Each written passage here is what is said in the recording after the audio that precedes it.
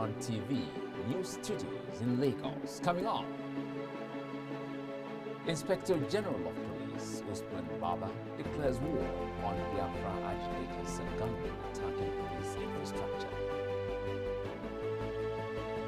Hoodlums set INEC office ablaze in Ogun State. Bitcoin plunges below $40,000 for the first time in more than 3 months. Lebanon's foreign minister asks the president to be relieved of his duties.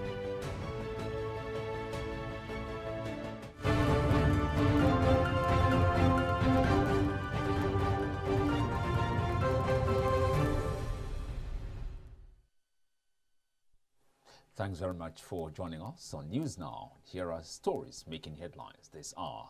I'm Michael Nath. President Muhammadu Buhari has approved the appointment of Malam Abubakar Fikbo as the Substantive Director General of the National Directorate of Employment. This was disclosed by the Senior Special Assistant to the President on Media and Publicity Garba Shehu on Tuesday via his Twitter account. Before his appointment, Malam Fikbo held the position in acting capacity.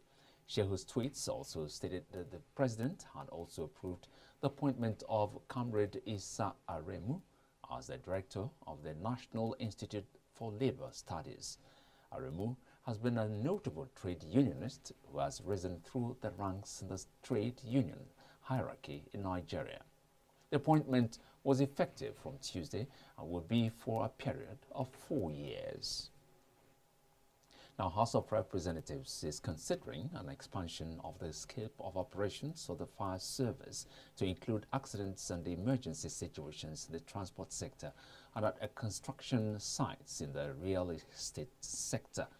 When the bill becomes law, officers of the fire service who show gallantry will be specially rewarded. This proposal is contained in the legislation titled A Bill for an Act to Repeal the Fire Service Act Cap F29, Laws of the Federation of Nigeria 2004, and enacts the Fire and Emergency Service Bill to provide for additional powers for effective service delivery and for related matters.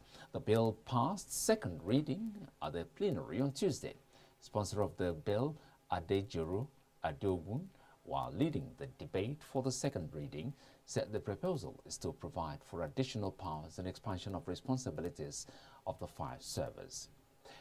The acting Inspector General of Police, Usman Baba, on Tuesday declared war on Biafra agitators and gunmen attacking and destroying police infrastructure in the southeast and south-south regions and ordered their extermination.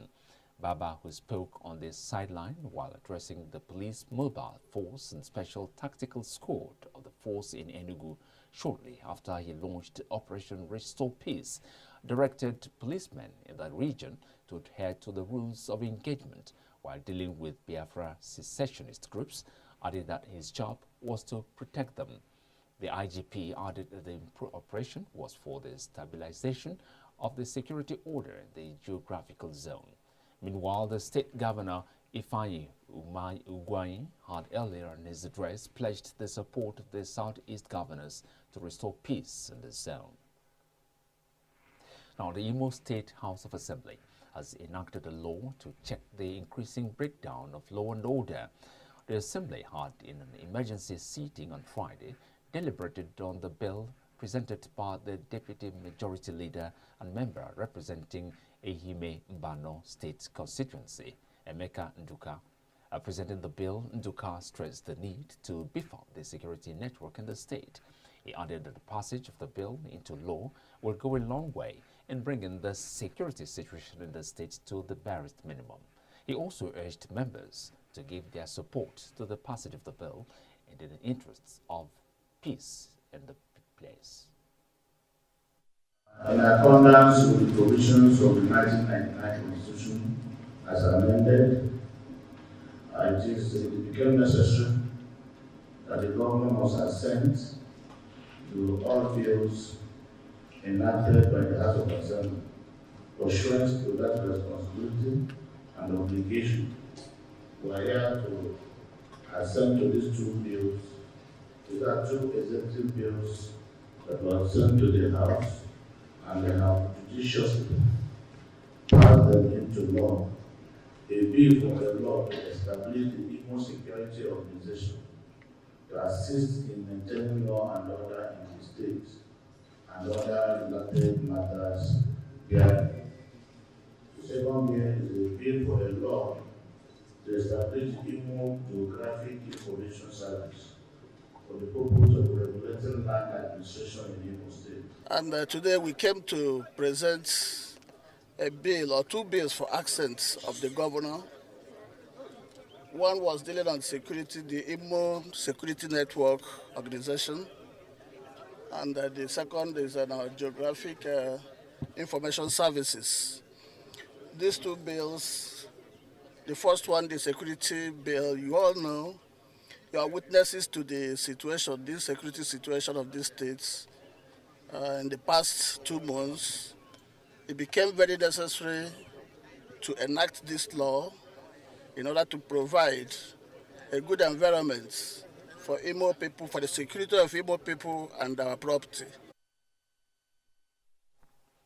Now, hoodlums on Tuesday attacked some representatives of the Nigeria Labour Congress NLC during a peaceful protest over the mass sack of workers in the state. The Labour declared a 5-day warning strike on what it terms injustice to workers in the state. The national president Ayuba Waba and other national executives led the peaceful protest in the state. The workers' procession started from the NLC Secretariat to PHCN office along Ahmadu Bello Way. We have shared the information with all the security agencies. It was trading in the social media, but we thank God we are in good number, so our people have subdued them. They came with sticks and stones, but our people are ready for them. That's why the workers are knives.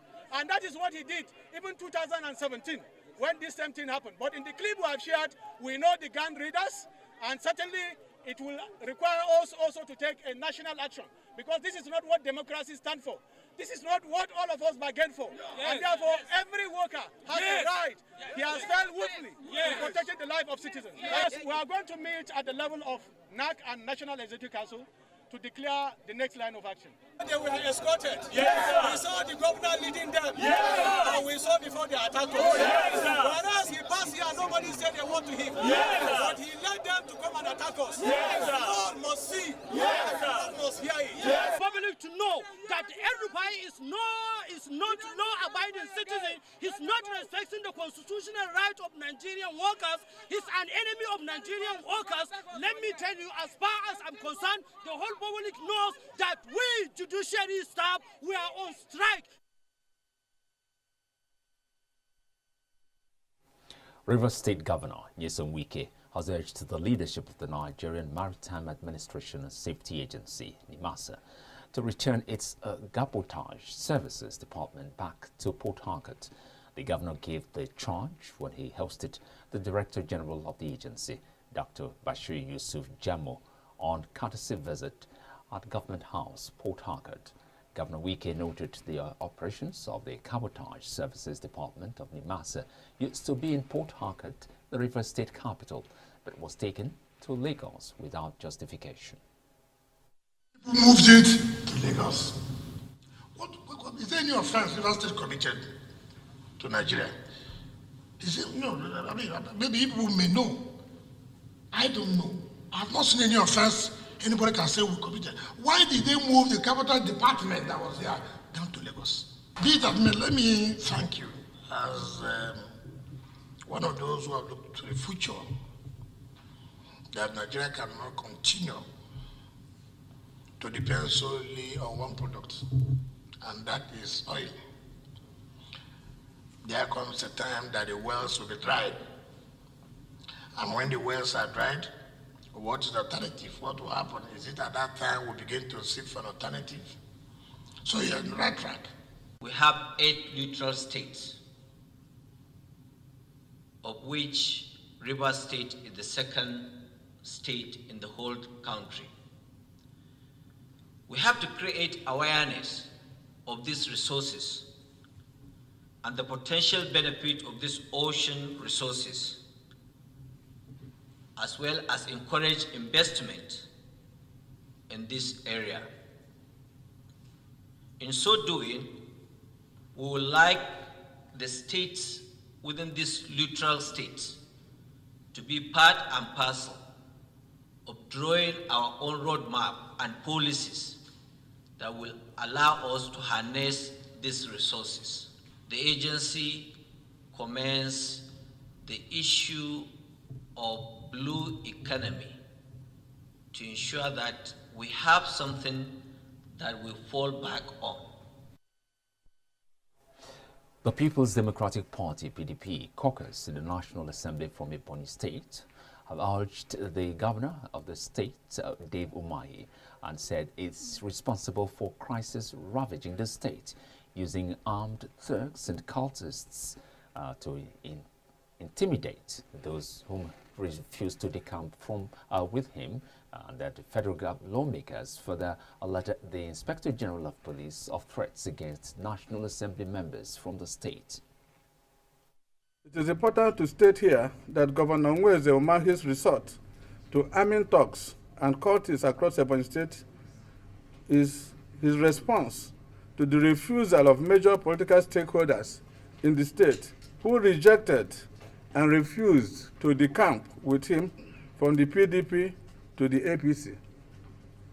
For this reason, Governor Umahi has decided to procure and distribute arms and ammunition to thugs, cultists, and some of his appointees under the guise of vigilante stroke Ebubago to intimidate and stifle the People's Democratic Party in Ebonyi State. We have pictorial evidence of development center coordinators and his other staff launching guns and other dangerous weapons. We also have audio evidence of the governor's younger brother, Mr. Austin Umahi, addressing agents of the state government on how to deploy their weapons on perceived political opponents. Every effort must be made by the relevant security agencies to recover and mop up the arms and ammunition in Ebonyi State, which Governor Dave Umahi has distributed to individuals who were neither trained nor documented as to keep record of those in possession of these firearms in Ebonyi State. And 5. The Osun State government has assured residents of suspension of the arbitrary increment of fares by commercial minibus drivers called Kurukwe. A special advisor to the governor on works and transportation, engineer Olatoke Olaniyo, gave this assurance during a meeting with the leadership of the transport union in Osun State at the Government House Secretariat, Agbere.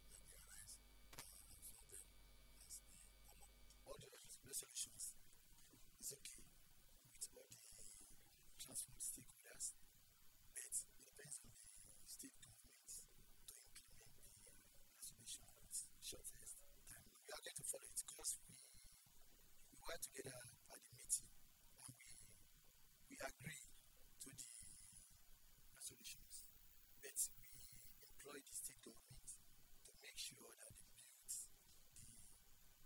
build the road bus stops for all these city buses so that there won't be between us and the state government and everything. You're watching News Now from iBrandTV. Now, Pan-Niger Delta Forum has condemned the anti-restructuring comments made by the Senate President Ahmed Lawan. He said the Senate President's dismissal of the position taken by 17 southern state governors across party lines was reprehensible. The group also insisted, in line with the principle of equity and fairness, the presidency must return to southern Nigeria after President Muhammadu Buhari completes his second term in office in 2023. Pandev says the prospect of the South producing the next president of the country is not negotiable. This was contained in a 14-point communique issued after a virtual meeting held on Monday. The document signed by the national leader and national chairman of Pandev, Edwin Clark, and Senator Emmanuel Essien was made public on Tuesday. Now, 2 offices belonging to the Independent National Electoral Commission in Ebonyi State have been set ablaze by unidentified persons. The offices are located in Ebonyi and Ezza North local government areas of the state. No casualties were recorded, but there were extensive damage to the building and facilities. The incident happened a few hours before a meeting scheduled for Wednesday, that's today, between INEC and heads of security agencies over the attacks on the Commission's offices. The latest attack brings the number of offices of the Commission that have been touched to 23. Algeria has backed off a decision to reopen land borders closed because of the coronavirus pandemic, but will go ahead with a plan to partially resume international flights from next month. The North African country said on Sunday it will reopen land and air borders on June the 1st, but with only 5 flights a day to and from Algerian airports. The presidency said in a statement after a meeting of the High Security Council chaired by President Abdelmajid Tebboune, it was decided to keep land borders closed except in case of necessity. Algeria has reported 125,693 coronavirus cases, including 3,388 deaths. Sudan will restrict all travelers who have visited India within the prior 2 weeks, the country's Health Emergency Committee said in a statement. India's total COVID-19 caseload topped 25 million on Tuesday, and there are concerns about the spread of a new, highly infectious B1617 variant first found there. Sudan's Health Emergency Committee also warned that total COVID-19 cases in the African country could top the 100,000 mark by mid-June if restrictions were not imposed. The country's fragile health system has been strained by the coronavirus epidemic, with patients struggling to access hospital beds, oxygen, and medications. The committee reported a total of more than 34,707 cases as of May the 16th. However, officials have said that the real numbers are likely to be much higher given low rates of testing. Foreign news now. Lebanon's foreign minister asked the president to be relieved of his duties on Wednesday. The presidency said after his comments in a television interview strained ties with traditional Gulf Arab allies and donors. Chabel Wahbul, who is a minister in the caretaker government, suggested on Monday that Gulf states had supported the rise of Islamic State, among other disparaging comments. Saudi Arabia, the United Arab Emirates, Kuwait, and Bahrain summoned Lebanon's ambassadors and issued formal complaints. The comments have threatened Lebanese efforts aimed at meet its deep economic crisis to improve ties with Sunni Muslim Gulf states, which have been reluctant to offer the kind of financial help they once did because of their frustration of the rising influence of Hezbollah, a Lebanese group backed by Shiite Iran. After meeting President Michel Aoun, Webb said he had submitted a request to step down in light of the recent developments and the circumstances that accompanied the interview he gave to a television station. He also met caretaker Prime Minister Hassan Diab, saying after the discussion he hoped his decision to step down would mean relations with Arab nations remained friendly. U.S. Secretary of State Antony Blinken and Russia's veteran Foreign Minister Sergei Lavrov were expected to hold talks on Wednesday night amid a push to agree a presidential summit despite dire ties between the former Cold War foes. The face-to-face talks on the sidelines of a gathering of 8 foreign ministers in Reykjavik and will be the highest-level meeting since U.S. President Joe Biden took office in January. Ties have been fraught since March, when Biden, not long into his presidency, said he regarded President Vladimir Putin as a killer, prompting Moscow to recall its U.S. ambassador for consultations. The envoy still hasn't returned. Now, Washington then imposed sanctions and expelled Russian diplomats over malign activities denied by Moscow, pushing Russia to retaliate in kind. It later barred the U.S. embassy from hiring. You're watching News Now on iBrandTV. Up next is Sports with Jidechi.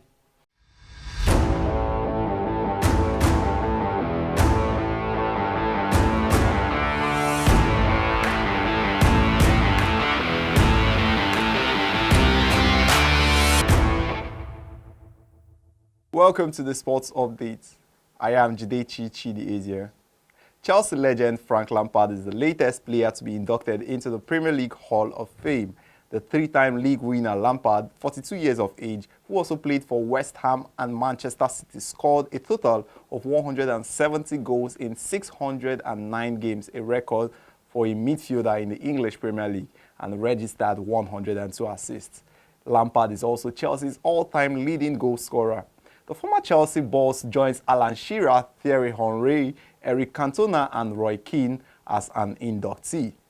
And in other stories, Spanish giants Barcelona have pulled out of the race to sign Borussia Dortmund star Erling Braut Haaland. The Norwegian international is the most sought-after footballer in Europe at the moment and has been heavily linked with a move to the Catalan club as well as Manchester City, Manchester United, Chelsea and Real Madrid. Now, according to Spanish news outlet TV3, Barcelona would need to fork out around £150 million if they wish to sign Haaland this summer, as well as table a huge contract offer. Haaland, who is just 20 years of age, has made about 40 appearances in all competitions for Dortmund so far this season, scoring a remarkable 39 goals and providing 12 assists.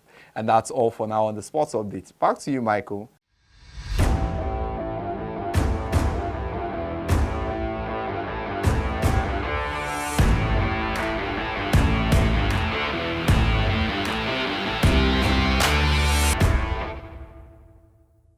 Yeah, thank you so much, Jidechi. Now back to the rest of the news. The President Muhammadu Buhari on Tuesday in Paris, France, called on European countries and global financial institutions to consider debt relief for African countries. He said this would assist in reducing the devastating effects of the coronavirus pandemic on the countries. According to a statement by his senior special assistant on media publicity, Garuba Shehu, the president spoke at the Financing of Africa Summit held at Grand Palais Ephemer, when the theme external financing and debt treatment.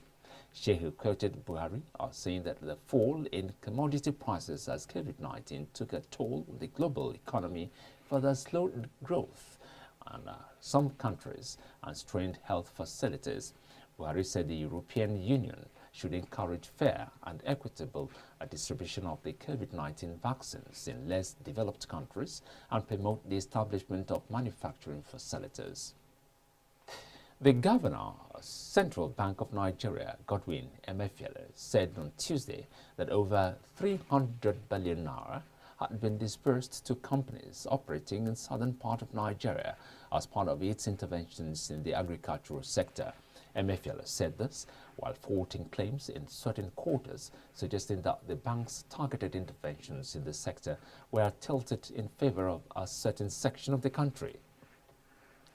He said companies and farmers across Lagos, Edo, Ondo, Ogun, Osun, Ekiti, Bayelsa, Rivers, Cross River states were major beneficiaries of the bank's interventions. MFL made the clarification in Ado-Ekiti, Ekiti State, while unveiling the 2020 wet season harvest aggregation and inauguration of the 2021 wet season input distribution and the Southwest Geopolitical Zone under the CBN Refund Anchor Borrowers Program.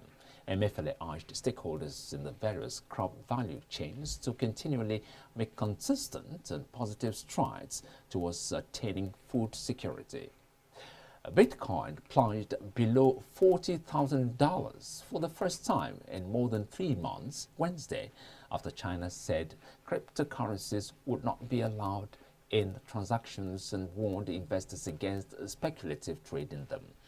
The comments sent the unit diving more than 10% and dealt it another blow soon after being battered by the comments from tycoon Elon Musk and his Tesla car company. Trading in cryptocurrencies had been banned in China since 2019 to prevent money laundering as leaders tried to stop people from shifting cash overseas. Now, the country had been home to around 90% of the global trade in the sector. And in a statement, 3 state-backed industry associations, the National Internet Finance Association of China, the China Banking Association, and the Payment and Clearing Association of China said cryptocurrency prices have skyrocketed and plummeted, and cryptocurrency trading speculation activities have rebounded. The price fluctuations seriously violate people's asset safety and disrupt normal economic and financial order, said the statement, which was posted to social media by the People's Bank of China.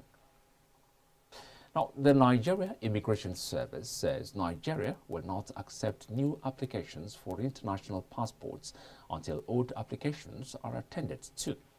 While addressing journalists in Abuja on Tuesday, the controller NIS Mohammed Babandede said the agency would commence the accepting of new application forms from June the 1st. Babandede said the directive was given by the Minister of Interior, Rauf Aregbesola. The process of receiving and processing all fresh passport applications nationwide is suspended till 1st June 2021, when the new passport regime would have taken effect. The suspension of receiving and processing of fresh passport applications is to allow for clearance of every passport application that was received before 17th of May 2021. He said all payment portals have been closed till June the 1st, and a task force would be sent to passport offices to clear the backlog. Babandede said deputy controllers have been deployed to all passport centers to monitor the process and ensure the directive is followed. The House of Representatives has declared illegal levies being imposed on businesses by area councils in the Federal Capital Territory, ordering the task forces to suspend their activities. A member of the House from Kogi State, Tajuddin Yusuf, had moved a motion calling for the suspension at the plenary on Tuesday. Yusuf said business outlets and private enterprises have been under threats, intimidation, and coercion by task forces operating in the Federal Capital Territory area councils under different guises, forcing business owners to pay illegal levies which are not remitted into the government coffers but private pockets of task force officials. The House is concerned that revenues meant to boost the economy of the Capital Territory are diverted by task force officials from Abuja Municipal Area Council and other area councils will extol supermarket operators, hotels, cafeterias, furniture shops, artisans, and other businesses. Yusuf therefore urged the House to mandate the committees on FCT and FCT area councils to investigate the matter and report back within 4 weeks for further legislative action. The lawmakers unanimously granted the prayers. Now, the federal government is losing over $90.5 million annually to alleged shoddy agreements between the Federal Airports Authority of Nigeria and concessionaires on both the local and international wings of the Murtala Mohammed airports in Lagos State. but chairman of the House of Representatives Ad Hoc Committee to investigate the governing lease of federal government-owned assets, Daniel Asoko, said this during a two-day investigative hearing on Tuesday.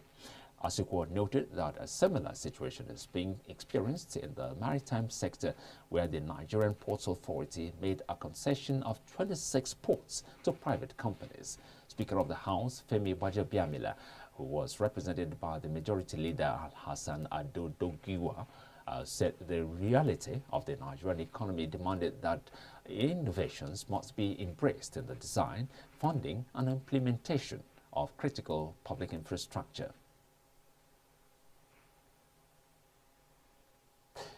And that's a wrap on News Now here on iBrand Television. You can go to our follow on our social media platforms and do subscribe to our YouTube channel for more news updates.